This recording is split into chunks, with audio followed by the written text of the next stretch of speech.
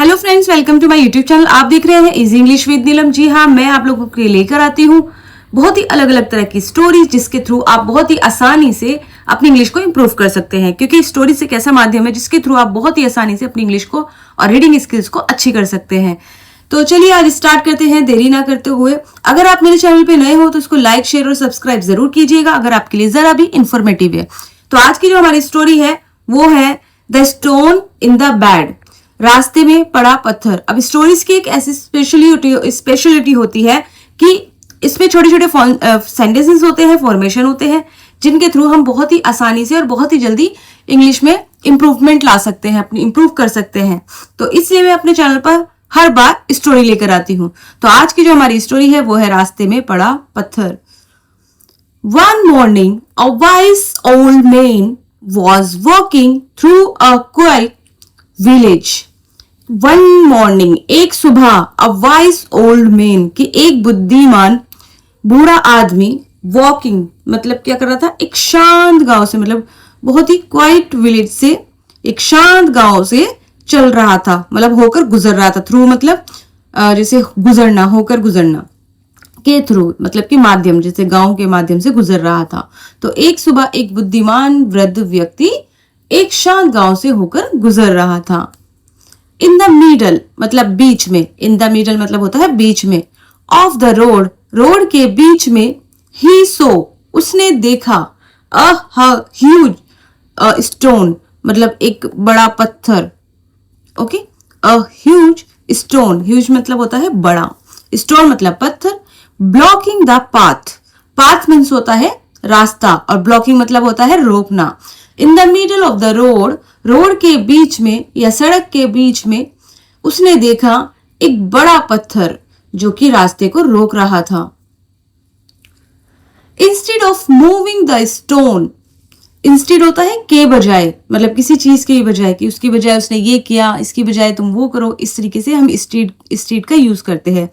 Instead of moving the stone himself, खुद पत्थर हटाने के बजाय, he decided to wait and watch, he decided उसने फैसला किया कि क्या, वेट करने का और देखने का।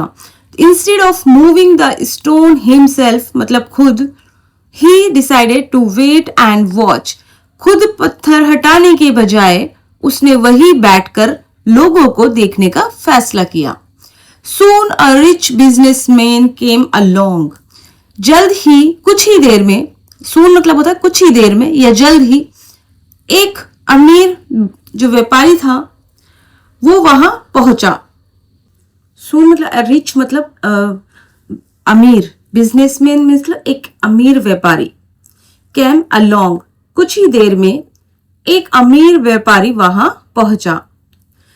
He looked at the stone, उसने पत्थर की ओर देखा। लुक्ड मीन्स होता है देखना, पत्थर की ओर, एट द स्टोन मतलब के पर पत्थर। He looked at the stone, उसने पत्थर की ओर देखा, and simply walked around it, और उसके किनारे से निकल गया। जैसे कोई चीज बीच में पड़ी रहती है और हम साइड से होके निकल जाते हैं, इस तरीके से यहां बात हो रही है। He complained someone should remove this stone, वो बड़बड़ाया, अपने आप से बड़बड़ाया, जैसे अपने आप से बातें करते हैं ना कि किसी को ये पत्थर हटाना चाहिए था। खुद बचते बचते मतलब वो बीच में पत्थर पड़ा था लेकिन उसके किनारे से होके निकल कर बड़बड़ाता हुआ अपने आप से खुद ही बोला कि ये पत्थर किसी को हटाना चाहिए था। Later a young student almost tripped over the stone, later मतलब थोड़ी देर बाद, लेटर अ यंग मतलब एक छोटा, स्टूडेंट युवा छात्र मतलब एक छोटा युवा छात्र, ऑलमोस्ट ट्राइप मतलब कि क्या था, ओवर द स्टोन, कि उसका क्या था, थोड़ी देर बाद एक युवा छात्र का पैर लगभग उस पत्थर से टकरा गया। ट्रिप्ड होता है टकराना। He blamed the village, blame मतलब होता है दोष देना, द विलेज, उसने ब्लेम मतलब क्या किया, गांव वालों को दोष दिया।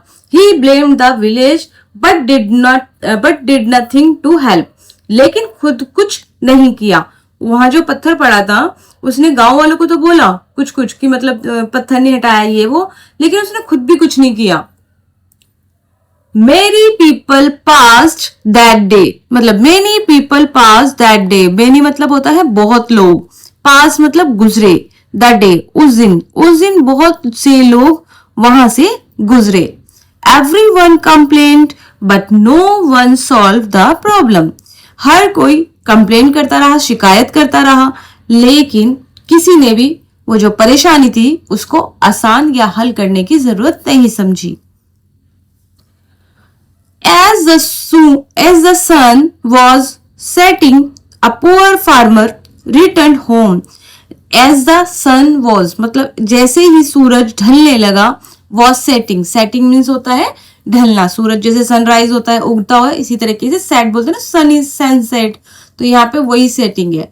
जैसे ही सूरज ढलने लगा, अ पुअर फार्मर मतलब एक गरीब किसान, रिटर्न होम घर लौट रहा था अपने। ही सो द स्टोन, उसने पत्थर देखा, and thought someone might get hurt, और उसने सोचा कि कोई भी इस पत्थर से या किसी को भी इस पत्थर से चोट लग सकती है। माइट मतलब सकती है, गेट हर्ट मतलब चोट लग सकती है। उसने देखा जब पत्थर को, एंड सोचा, थॉट मतलब होता है सोचना, और सोचा कि किसी को भी इस पत्थर से चोट लग सकती है। He used all his strength, उसने अपनी सारी जान लगा दी, पूरी ताकत लगाकर, to push the heavy stone away, push मतलब ढकेलना, हैवी भारी, पत्थर स्टोन मीन्स होता है पत्थर, अवे मतलब कि साइड में करना। उसने अपनी पूरी ताकत लगाकर भारी पत्थर को रास्ते से हटा दिया। अंडर द स्टोन, पत्थर के नीचे, he found a small wooden box, उसे मिला एक छोटा सा लकड़ी का डिब्बा। जैसे ही मतलब कि उस पुअर किसान ने वो पत्थर हटाया तो उसे उस पत्थर के नीचे मिला एक लकड़ी का बॉक्स। इनसाइड द बॉक्स के अंदर मतलब जो डिब्बे के अंदर, इनसाइड मतलब होता है अंदर, बॉक्स के अंदर वर गोल्ड कॉइन्स एंड लेटर, कि उसमें क्या लिखे थे, सोने के सिक्के थे और एक चिट्ठी भी थी। द लेटर सेड, कि चिट्ठी में लिखा था, this reward belongs to the person who solve the problem, उसमें लिखा था कि ये इनाम उस व्यक्ति को मिलेगा जो इस समस्या को समाधान करेगा या जिसने इस समस्या का समाधान किया हो।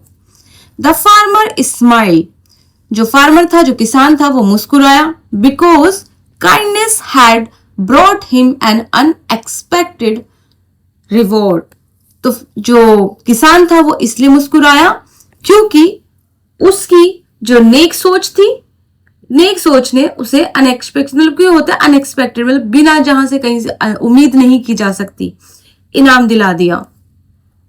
तो इस स्टोरी का जो मॉरल है, opportunities are hidden inside the problems that others ignore. इसका मतलब है अपॉर्चुनिटी मतलब होते हैं अवसर, हिडन मतलब होता है छुपना, इनसाइड मतलब अंदर, प्रॉब्लम्स मतलब होता है समस्या, दैट मतलब कि, अदर्स मतलब दूसरी, इग्नोर मतलब अनदेखा करना, मतलब कि बचना। तो यहाँ पे लिखा है opportunities are hidden inside the problem that other ignore, जिन समस्याओं से लोग बचते हैं अक्सर सबसे बड़े अवसर उन्हीं के पीछे छिपे होते हैं। तो आई होप आपको ये स्टोरी अच्छी लगी तो इसको लाइक, शेयर और सब्सक्राइब जरूर कीजिएगा। और ऐसी ही वीडियोस देखने के लिए अगर आप अपनी इंग्लिश इंप्रूव करना चाहते हैं तो ऐसे ही मेरे चैनल को सब्सक्राइब करके और वीडियो देखते रहिए और इनका फायदा उठाते रहिए। अगर आप इनकी प्रैक्टिस करते हो तो आप देखेंगे विद इन 1 मंथ आपकी इंग्लिश में कितना इंप्रूव आया है और आप अपनी कॉन्फिडेंटली स्पीकिंग स्टार्ट कर दी है। तो चलिए मिलते हैं एक नेक्स्ट वीडियो में। टिल देन आप अच्छे रहिए, खुश रहिए और एक पॉजिटिव थॉट के साथ सीखते रहिए। मिलते हैं नेक्स्ट वीडियो में।